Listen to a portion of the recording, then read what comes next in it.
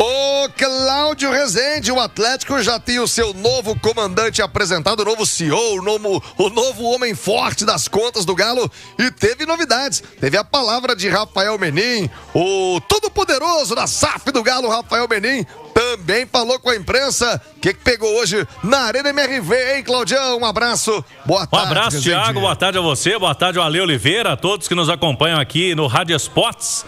É verdade, a quarta-feira da apresentação oficial do novo CEO, mas antes o Rafael Menin esteve à frente nas despedidas do Vitor Bage, o Vitor que esteve no Atlético por 14 anos, primeiro como atleta, agora por fim como dirigente, recebeu uma placa de agradecimento do Clube Atlético Mineiro. O Vitor se despediu também, vai trilhar outros caminhos, e outra despedida foi do Bruno Musi, que era o CEO antes do Pedro Daniel, que agora oficialmente está apresentado.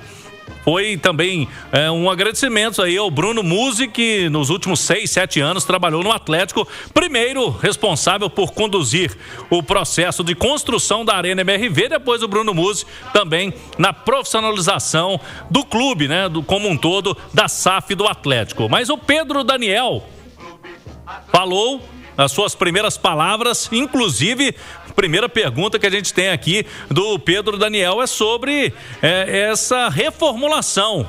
E muito se fala em reformulação no elenco do Galo, mas também no clube. Com a saída do Vitor ontem, Éder Aleixo, Carlos Alberto Isidoro, alguns funcionários importantes na cidade do Galo. E ele fala aqui também no Rádio Esporte sobre esse assunto. Quando a gente fala em reformulação é até curioso, né? Porque ontem mesmo a gente fez um bate-papo aqui com todos os funcionários, né? E muitas vezes reformulação, principalmente para fora, está ligado com desligamentos, né? E não necessariamente, né?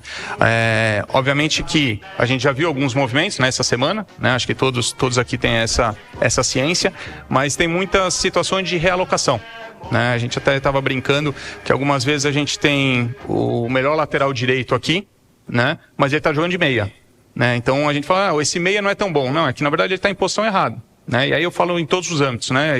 Inclusive administrativo, né? Então a gente está discutindo área a área, né? Como buscar essa eficiência que eu estava comentando agora.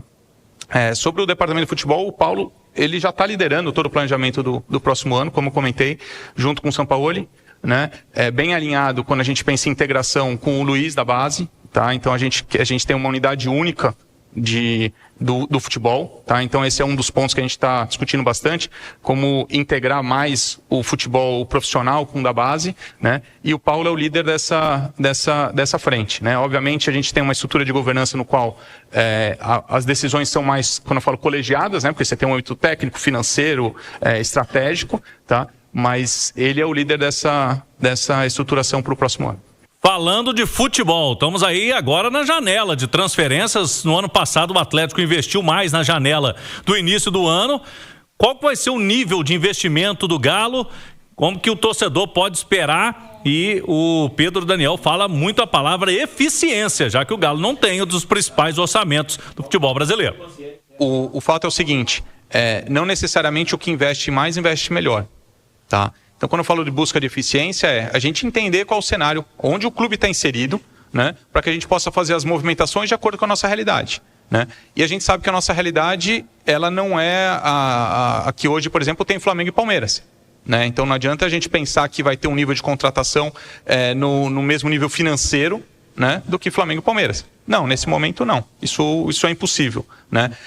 Mas ao mesmo tempo a gente quer manter a competitividade. E aí é o desafio do Paulo, do Luiz, do Sampaoli, né, que todos tenham conhecimento da realidade do clube para que a gente possa ter um alinhamento de expectativas em todos os sentidos, tá? Aí eu falo torcida, interno, departamentos internos, para que essa busca pela eficiência que eu tanto falo que a gente consiga alocar os recursos que a gente tem da melhor maneira possível, tá? Então por isso a gente tem ferramenta, tem pessoas, tem processos, tá?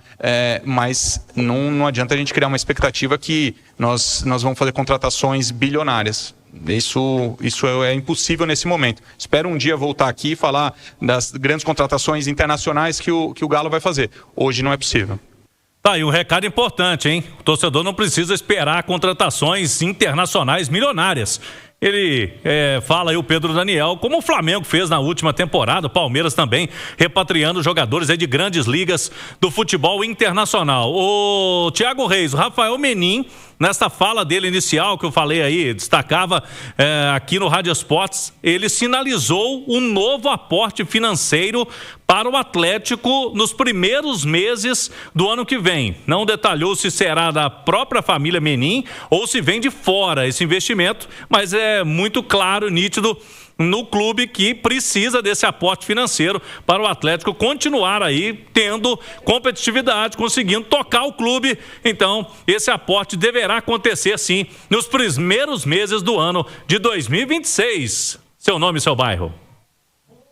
Boa, Cláudio Rezende. E claro que toda a entrevista, todos os detalhes, né, da apresentação do novo CEO do Atlético, Pedro Daniel, você encontra no nosso portal, no itatiaesporte.com.br.